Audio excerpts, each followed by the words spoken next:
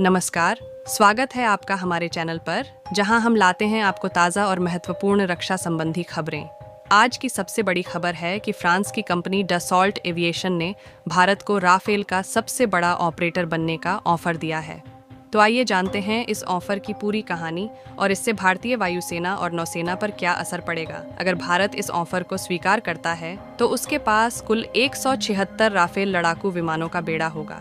यह संख्या भारत को फ्रांस के बाद दुनिया का दूसरा सबसे बड़ा राफेल ऑपरेटर बना देगी।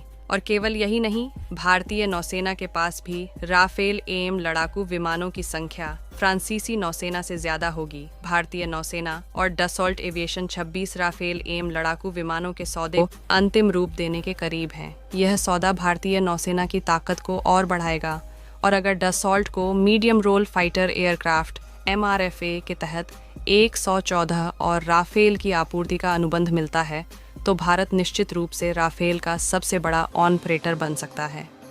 डसॉल्ट एविएशन भारतीय वायुसेना के लिए उत्तर प्रदेश में एक मेंटेनेंस, रिपेयर और ओवरहॉल MRO फैसिलिटी भी स्थापित कर रहा है।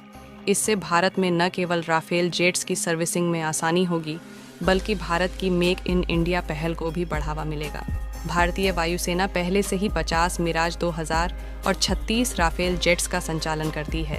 अगर यह नया सौदा होता है तो भारत के पास कुल 176 राफेल लड़ाकू विमानों का विशाल बेड़ा होगा, जो किसी भी क्षेत्रीय शक्ति के लिए एक बड़ी रणनीतिक बढ़त साबित हो सकता है। डसॉल्ट के अनुमान के मुताबिक 2040 तक भारतीय नौसेना फ्रांसीसी नौसेना को पीछे छोड़ सकती है और राफेल एम का सबसे बड़ा ऑपरेटर बन सकती है। अगर भारतीय नौसेना का दूसरा विमानवाहक पोत जल्द सेवा में आता है तो इसकी आवश्यकता और भी बढ़ जाएगी। दिलचस्प बात यह है कि जब भारतीय वायुसेना ने 2012 में यूरोफाइटर टाइफून के बजाय राफेल को चुना, तब से राफेल की मांग में भारी इजाफा हुआ। UAE ने हाल ही में 80 राफेल जेट्स का सौदा किया है, जिससे राफेल की वैश्विक लोकप्रियता और बढ़ी है।